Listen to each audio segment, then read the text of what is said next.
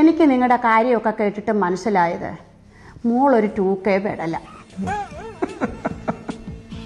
എൻ്റെ മോനാണെങ്കിലേ ഒരു 90s മൊണ്ണ.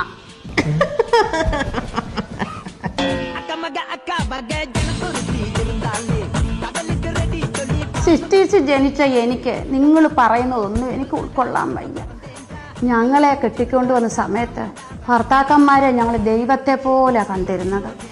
രാവിലെ ഞങ്ങൾ എഴുന്നേറ്റ് കുളിച്ച് കുറിയും തൊട്ട് ഭർത്താവിൻ്റെ കാലയിൽ വന്ന് തൊഴുത് ഒരു തേങ്ങായി ഉടച്ചിട്ടാണ് ഞങ്ങളൊരു ചായ ഇട്ട് കൊടുക്കത്തുള്ളൂ. തേങ്ങ എന്തിനാ? തേങ്ങ വായിക്കരുത്.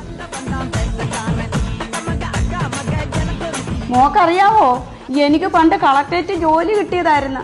അതിന്റെ പേപ്പർ വന്നപ്പോഴേ എൻ്റെ ഭർത്താവ് മേടിച്ച് പിച്ച് കീറി അങ്ങ് കളഞ്ഞു. എൻ്റെ തുള്ളിച്ചാട്ടലും ഒന്നും പറയണ്ടായിരുന്നു. എനിക്കങ്ങ് സന്തോഷം കൊണ്ട് വയ്യ. കാരണം പെണ്ണുങ്ങൾ വീട്ടിലിരിക്കണമെന്നാ പറയുന്നത്. ആ അത് കറക്റ്റ്.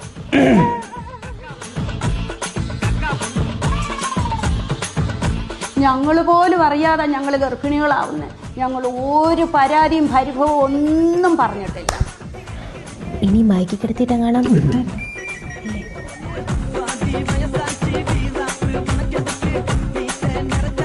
ഇങ്ങോട്ട് നോക്കിയേ,